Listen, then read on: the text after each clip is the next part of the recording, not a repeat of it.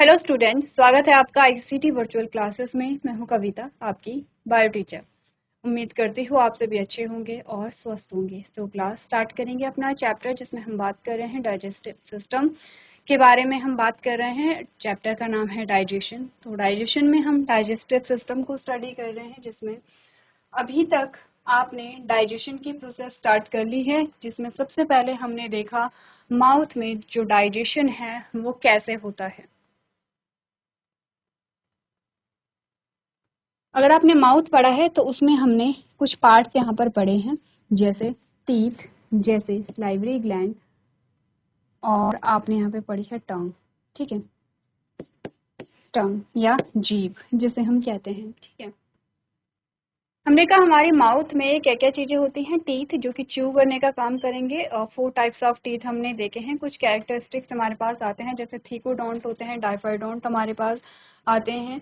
ठीक है, permanent teeth और मिल्क टीथ, ये कुछ टर्म्स होते हैं जो रिलेटेड टू टीथ हमारे पास आते हैं। ठीक है, उसमें हमने कहा 3 पेयर्स होते हैं सलाइवरी ग्लैंड में, जिसमें हमने पैराइटल ग्लैंड्स के बारे में बात की है, सब मैंडिबुलर के बारे में बात की, और सबलिंगुअल के बारे में हमने बात की। 3 पेयर क्या होते हैं, सलाइवरी ग्लैंड है जहाँ से सलाइवा सिक्रीट होगा। सलाइवा की कंपोजिशन में 2 इंपॉर्टेंट चीजें हमने देखी हैं, जिसमें सलाइवरी अमाइलेज और लाइसोजाइम है।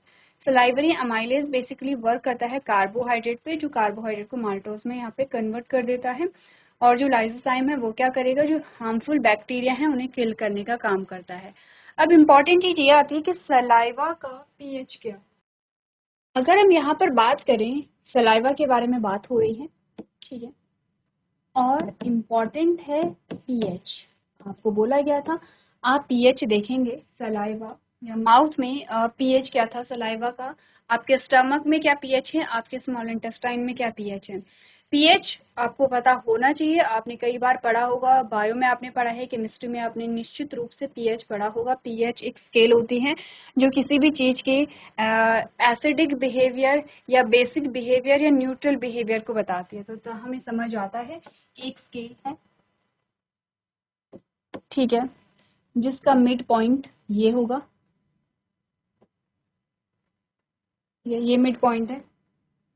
ठीक है, यहाँ से नंबरिंग होगी, और नंबरिंग जब आप करते तो 1 2 3 4 5 6 7 8 9 10 11 12 13 14। ठीक है, एक पीएच एक स्केल होती है जिसमें नंबरिंग होती है 1 to 14। ठीक है, 1 से 14 तक होती है। अब हमने कहा ये बताता है, यहाँ पर एसिड को डिनोट करेगा, ये बेस को डिनोट करेगा, ये यहाँ पे न्यूट्रल है जिसे हम उदासीन कहते हैं। अगर आप इस ओर बढ़ेंगे तो ये होगा मोर एसिडिक, और अगर आप इस ओर बढ़ेंगे तो ये होगा मोर बेसिक। ठीक है, ये बात हमने पहले भी यहाँ पे डिस्कस की है। जैसे अगर मैं कहूँ कि किसी चीज का पीएच है 2, पीएच 2 है, और किसी चीज का पीएच है यहाँ पर 3, 5 है। ठीक है, किसी चीज का पीएच है 2 और किसी का है 3, तो पीएच नंबर 2 और पीएच 3 में से ज्यादा एसिडिक कौन सा होगा, आपका आंसर होना चाहिए 2। जितना कम यहाँ पर पीएच नंबर होगा उतना ज्यादा यहाँ पर एसिडिक होगा। ठीक है, जैसे 1 सबसे ज्यादा एसिडिक है, फिर 2 1 से कम एसिडिक है, फिर 3 2 से कम एसिडिक है, 4 3 से कम एसिडिक है, 5 4 से कम एसिडिक है, 5 जो 6 है वो 5 से कम एसिडिक है। ठीक है, 7 पर आ जाते हैं। तो 7, अगर किसी चीज का पीएच 7 है तो ना तो वो एसिडिक है ना ही वो बेसिक है, यानी कि ना ही उसमें अम्ल के गुण पाए जाते हैं ना ही उसमें क्षार के गुण पाए जाते हैं, वो न्यूट्रल है, उदासीन जिसे हम यहाँ पर कहते हैं। ठीक है, हमें स्पेस चाहिए, सिर्फ एन से यहाँ पर डिनोट करेंगे। ठीक है, चलिए इतनी बातें क्लियर है। अब हमने यहाँ पर बात की है कि ये तो न्यूट्रल है। अब हम बेस की बात करें तो हमने कहा किसी चीज का अगर यहाँ पे पीएच है 8 और किसी का है 10, तो ज्यादा बेसिक कैरेक्टर किसके होंगे, अपने का 10 वाले के होंगे। तो यहाँ पर आपने कहा कि पीएच जैसे जैसे इधर की ओर बढ़ेगा वैसे वैसे जो बेसिक कैरेक्टर है, जो क्षारीय गुण है, वो ज्यादा बढ़ते हैं। अब हमें पता होना चाहिए कि पीएच जो है, सलाइवा का पीएच कितना है।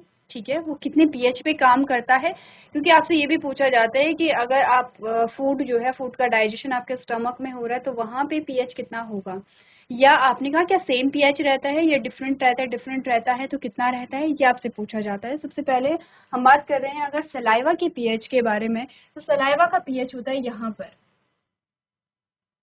सलाइवा का पीएच होता है यहाँ पर, यानी कि न्यूट्रल के थोड़ा थोड़ा सा नियर होता है, और पीएच होगा 6.8।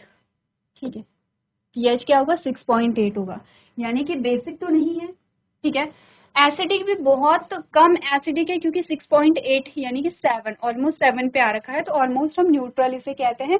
लेकिन नंबर ध्यान रखना, ऑलमोस्ट न्यूट्रल लिख के नहीं आना है, 7 लिख करके नहीं आना है, पीएच 6.8 ही लिखना है, आपको ये ध्यान रखना पड़ेगा। ठीक है, अब सलाइवा क्या करेगा यहाँ पर, आपने कहा पार्शियल डाइजेशन करता है, स्टार्च को माल्टोज में कन्वर्ट यहाँ पर कर देता है। ये तो बात हुई है माउथ में हमने कहा डाइजेशन स्टार्ट हो गया है, कार्बोहाइड्रेट का डाइजेशन यहाँ पर होगा। अब इसी में बहुत सारी चीजें हमने डिस्कस की हैं, जैसे जैसे अगर आपको ध्यान होगा तो टीथ के बारे में, जैसे थीकोडोंट क्या होता है, जैसे डाइफाइडोंट क्या है, हेटेरोडोंट क्या है यहाँ पर। ठीक है, यहाँ पे डेंटल फॉर्मूला क्या होता है, स्ट्रक्चर ऑफ टीथ हमने पढ़ा है, सलाइवा हमने पढ़ा है। ठीक है, आपने टंग यहाँ पर पढ़ा था, और टंग में आपने जो पैपिली होती हैं, डिफरेंट काइंड्स ऑफ पैपिली हमने देखी थी, किस पैपिली में टेस्ट बर्ड होती है, किसमें नहीं होती है, इसके बारे में हमने बात यहाँ पर की थी। अब आते हैं यहाँ पर स्टमक में। स्टमक में अगर आपको ध्यान होगा तो सबसे पहले हमने यहाँ पे गट के बारे में बात की थी। जो गट का डायग्राम है, गट का डायग्राम समझ रहे हैं, फ्रॉम माउथ टू एनस, ये जो पूरी एलिमेंट्री कैनाल है, एलिमेंट्री कैनाल को जैसे बीच से अगर काटा जाए, जैसे हमने कहा यहाँ से जब आपने इसे काटा तो इसमें डिफरेंट लेयर्स आपको मिलती हैं। ठीक है, इसमें अगर आपने इसे काटा और जब इसे ऊपर से देखा गया, ठीक है, जैसे बीच में ये क्या है, होल है, हमने कहा जैसे कि ये है, जब इसको हमने काटा और इसे ऊपर से देखा जाए तो आप ऊपर से देखने को मिलेगा कि इसमें कितनी लेयर से ये मिलकर के बना है। तो ऐसी हमारे पास क्या आती हैं, लेयर्स आती हैं, किसकी, यहाँ पे जो गट है। ठीक है, एक बार पढ़ लेते हैं क्या क्या चीजें हमें बता रखा है। आपने कहा the gut or alimentary canal is the pathway food travels from the mouth to anus, consisting of the mouth, pharynx, esophagus, small stomach, small intestine, duodenum, jejunum, ileum, large intestine, colon, rectum, and anus. The gut wall has 4 layers: mucosa, submucosa, muscularis externa, and serosa. ठीक है, with projection like villi in the small intestine, increasing the surface area for nutrient absorption. ठीक है, अब हमने कहा histological layers of gut wall, gut wall की कौन कौन सी लेयर्स होती हैं इसके बारे में एक बार पढ़ेंगे। सबसे पहले हमने बात की म्यूकोसा। आपने कहा यह है ल्यूमेन, ल्यूमेन का मतलब होता है खाली स्थान, ये वही पोर्शन है जहां से हमारा फूड आगे की ओर ट्रैवल करेगा, यानी कि हमने कहा एक पाइप है यहाँ पे। ठीक है, ये पूरा एक पाइप है और पाइप के बीच में होल है, उसी होल को, उसी खाली स्थान को हम ल्यूमेन कहते हैं, यह है ल्यूमेन। और ल्यूमेन को जो बनाती है वो है सबसे पहले म्यूकोसा लेयर। तो सबसे इंटरनल लेयर हमारे पास म्यूकोसा आती है। म्यूकोसा का क्या काम है, ये इंपॉर्टेंट चीज है, इसीलिए आप ध्यान से इसे रिवाइज करेंगे। आपने कहा mucosa is the innermost layer containing a secretory and absorptive cells. Mucosa सबसे इंटरनल लेयर है, इसमें दोनों ही पार्ट्स यहाँ पर आते हैं, या दोनों प्रकार के सेल्स होती हैं, सिक्रीटरी, ठीक है, जिसे हम म्यूकस कहते हैं। म्यूकस जो होगा, सिक्रीटरी सेल्स क्या करेंगे, म्यूकस को सिक्रीट करेंगे, और एब्जॉर्प्टिव सेल्स जो होती हैं उस वो है विलाई। इट मीन्स, अगर आपको समझ आ रहा है तो हमने कहा ये है आपकी छोटी आंत। अब छोटी आंत पर डिफरेंट लेयर से बनी होगी, ठीक है, म्यूकोसा, सब म्यूकोसा, ठीक है, मस्कुलैरिस, यहाँ पर जो लेयर्स होती हैं। तो आपने कहा सबसे इनर लेयर होगी यहाँ पर क्या, म्यूकोसा, सबसे इनर। ठीक है, और लेयर्स की बात नहीं कर रहे हैं, जैसे हमने क्या बात की है यहाँ पे, म्यूकोसा है, सब म्यूकोसा है, मस्कुलैरिस है, सेरोसा है। ठीक है, ये 4 लेयर हमारे पास आ रही हैं। तो हमने कहा हम और लेयर्स को नहीं बना रहे हैं, सिर्फ सबसे इंटरनल लेयर को बना रहे हैं। ये तो है आपकी इंटेस्टाइन की जो वॉल है, ये है ये है यहाँ पे म्यूकोसा। अब म्यूकोसा यहाँ पर क्या बनाएगी, फिंगर लाइक प्रोजेक्शन बनाती है। तो यहाँ पर अगर आपको ध्यान होगा तो हमने पहले भी डिस्कस किया है यहाँ पे सिक्रीशन के बारे में। यहाँ पर ध्यान, ये है आपकी इंटेस्टाइन, ठीक है, इंटेस्टाइन। अब आपके जो स्मॉल इंटेस्टाइन है ये इतनी थिक नहीं होती, ये हम समझ रहे हैं। और ये आपको बस ये देखना है कि एब्जॉर्प्शन कैसे होते हैं। ये है म्यूकोसा। सबसे अंदर हम बनाएंगे यहाँ, ये है इंटेस्टाइन की वॉल। सबसे इनर मोस्ट जो लेयर है वो है म्यूकोसा, गट की अगर हम लेयर बनाएं। बाकी और भी लेयर्स यहाँ पर आएंगे इस प्रकार के, और भी लेयर आपके पास यहाँ पर इस प्रकार से आती है। हम सबसे इनर मोस्ट लेयर को देखेंगे। ये बनाती है इस प्रकार से विलाई, यानी कि फिंगर लाइक प्रोजेक्शन। क्योंकि स्मॉल इंटेस्टाइन में क्या होता है, यहाँ पे डाइजेस्टेड फूड होता है, डाइजेस्टेड फूड होगा, यह है डाइजेस्टेड फूड। अब ये जो डाइजेस्टेड फूड है, क्योंकि आपने कहा कि इसके अंदर क्या होगा, ब्लड वेसल्स होती हैं, ब्लड वेसल्स भी पढ़ी थी आपने, ब्लड वेसल्स होती हैं।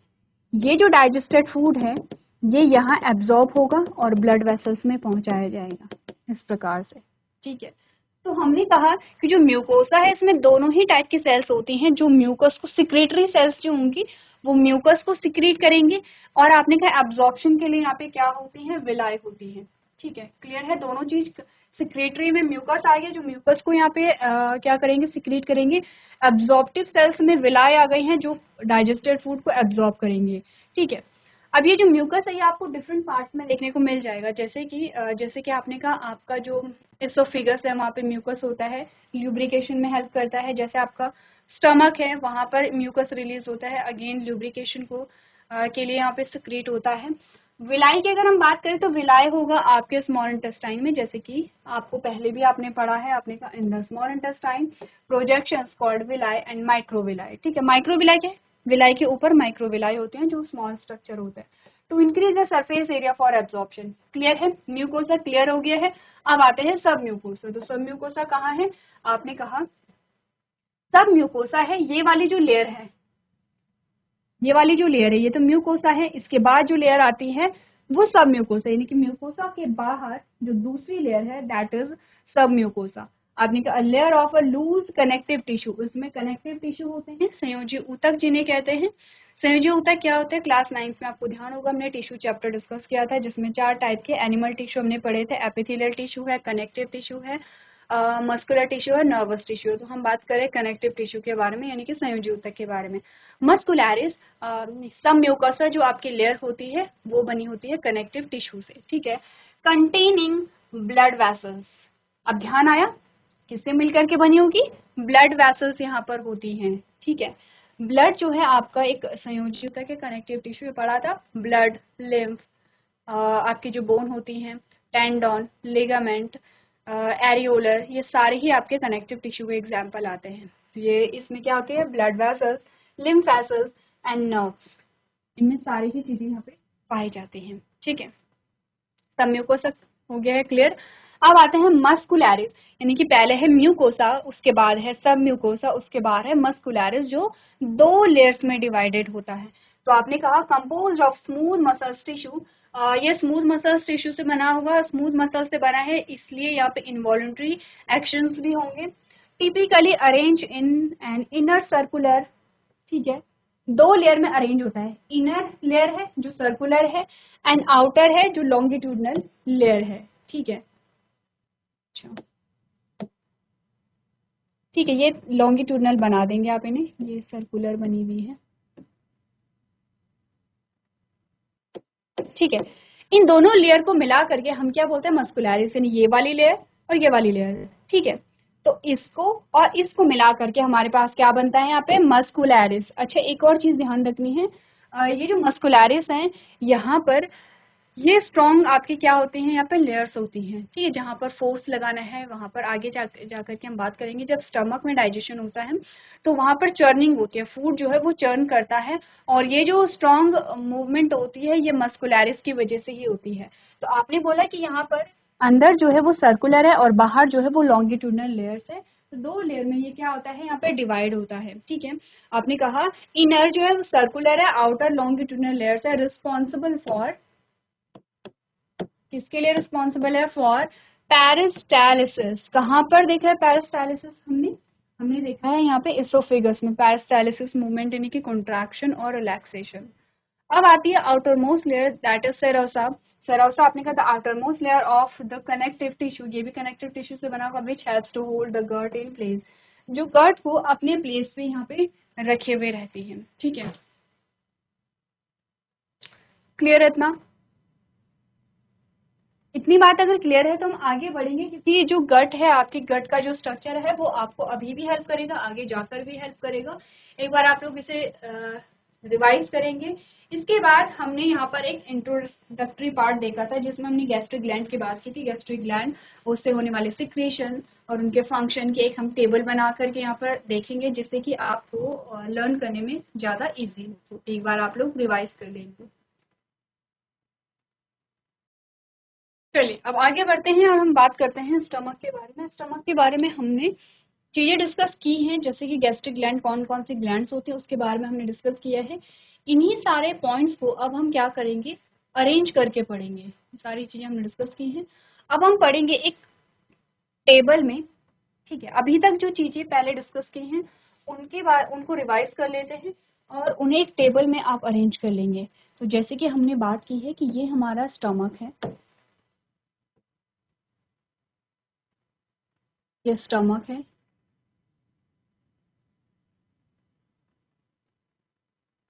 यहाँ पर एक स्फिंक्टर होगा। अच्छा, ये जो स्फिंक्टर बनता है ये भी मस्कुलरिस से बनता है। स्फिंक्टर जो होती है हम यहाँ पर टाइट हो जाते हैं, जिससे कि जो फूड यहाँ पर आ जाता है वो वापस नहीं जा पाता है। तो यहाँ पर क्या होगा, आपने कहा कि गैस्ट्रो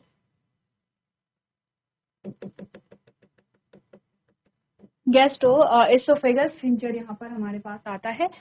इस वाले भाग को कार्डियक कहते हैं। ठीक है, ये हमारे पास पायलस आता है, जैसे कि हमने यहाँ पे पढ़ा था स्टमक के बारे में। स्टमक में हमने क्या बोला था, यहाँ पे गैस्ट्रिक ग्लैंड है।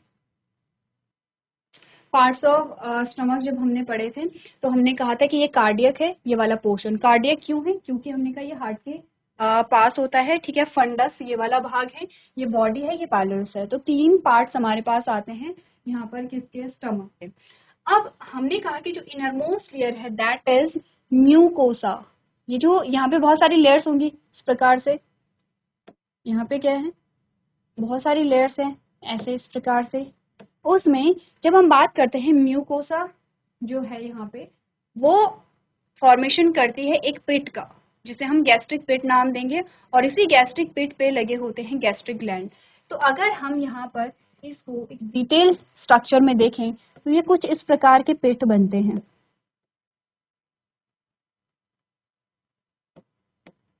ठीक है,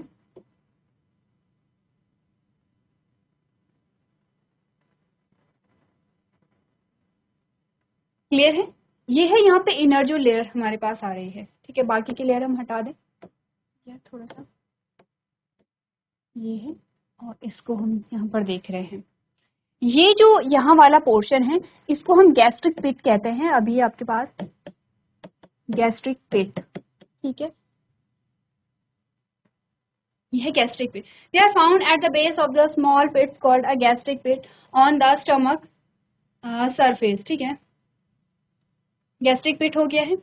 गैस्ट्रिक की गैस्ट्रिक पिट के नीचे ये जो स्ट्रक्चर लगे हैं ये हैं गैस्ट्रिक ग्लैंड, ये भी हम जानते हैं, ये है यहाँ पे गैस्ट्रिक ग्लैंड। ठीक है, इन गैस्ट्रिक ग्लैंड पे कुछ सेल्स लगी होती हैं। जो सेल यहाँ पर हैं इनका नाम है म्यूकस नेक सेल। ठीक है, कुछ और सेल्स हमारे पास आती हैं, जैसे ग्रीन कलर में देखते हैं, डिफरेंट सेल को डिफरेंट कलर से यहाँ पर देखेंगे। इनका नाम है ऑक्जेंटिक और पैराइटल सेल। यही चीजें हमने पढ़ी थी। ठीक है, म्यूकस नेक सेल आ गई है, पैराइटल सेल आ गई है। तीसरी जो सेल्स हमारे पास बनती हैं, येलो कलर में दिख रहा है अगर आपको, तो तीसरी सेल्स ये होती हैं। इनका नाम है चीफ सेल या पैप्टिक सेल। अब पहले भी हमने पढ़ी है ये सारी चीजें प्रीवियस लेक्चर में, अब हमें अरेंज करके पढ़ना है कि कैसे हम सिंपल वे में पढ़े। ये तो है कि आपको ये पता होना चाहिए कहाँ पर कौन सा स्ट्रक्चर है। तो हमने कहा ये है यहाँ पे जो आपका गट है, गट की जो इनर मोस्ट जो लेयर है वहां से आपने कहा कि क्या बनते हैं, गैस्ट्रिक पिट बनता है। गैस्ट्रिक पिट जो है वो गैस्ट्रिक ग्लैंड को बनाता है। ये पूरा स्ट्रक्चर गैस्ट्रिक ग्लैंड है। इसमें 3 टाइप की सेल हम पढ़ेंगे, म्यूकस नेक सेल है, ऑक्जेंटिक या पैराइटल सेल है, चीफ या पैप्टिक सेल है। हमें देखना है इनके सिक्रीशन और उन सिक्रीशन के फंक्शन। तो कर ले एक बार हम। चलिए, तो हमारे पास सबसे पहले आई है म्यूकस नेक सेल। इससे रिलीज होता है म्यूकस। इसका जो फंक्शन है अगर हम देखें इसका फंक्शन, एक तो ल्यूब्रिकेशन में होगा, दूसरा ये स्टमक की वॉल को क्या करती हैं, सेफ रखती हैं, सेफ्टी प्रोवाइड करती हैं। ठीक है, पहली जो सेल है। दूसरी जो सेल हमारे पास आती है वो है यहाँ पर ऑक्जेंटिक या पैराइटल सेल। इससे सिक्रीट होने वाले जो सिक्रीशन है वो है आपके पास हाइड्रोक्लोरिक एसिड और कैस्टल इंट्रिंसिक फैक्टर। ठीक है, सबसे पहले हमें इनके फंक्शन देखने हैं। आते हैं सबसे पहले, या फिर सिक्रीशन देख लेते हैं पहले, उसके बाद हम फंक्शन देखेंगे। तीसरी जो सेल है वो है यहाँ पे चीफ या पैप्टिक सेल।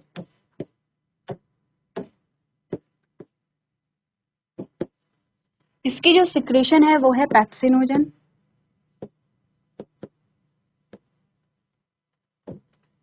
गैस्ट्रिक लाइपेज,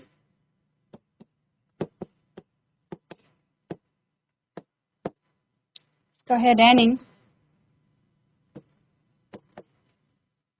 ठीक है, ये हमारे पास क्या आते हैं, इनके सिक्रीशन आते हैं। क्लियर है, पहले सिक्रीशन को नोट की करेंगे। चलिए, क्लियर है इतना। अब हम बात करते हैं म्यूकस का फंक्शन हमने देख लिया। सबसे पहले हम देखेंगे हाइड्रोक्लोरिक एसिड का फंक्शन। HCl क्या काम करता है, HCl का जो फंक्शन है वो ये है, जो पेप्सिनोजन है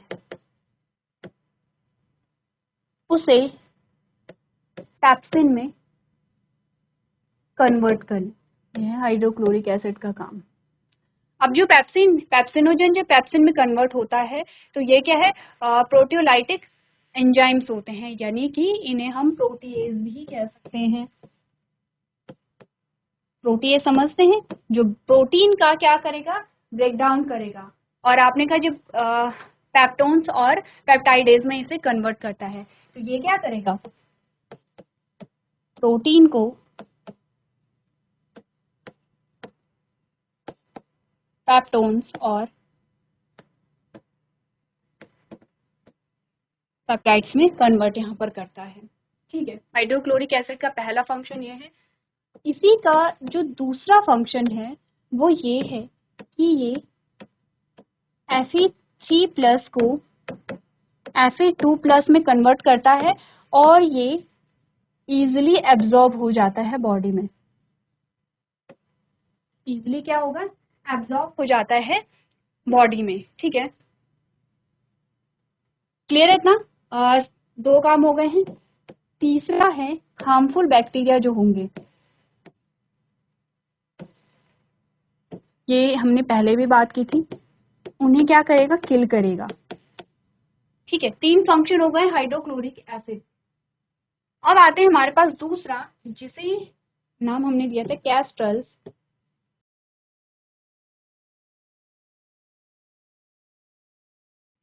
intrinsic factor. Castle intrinsic factor क्या करता है,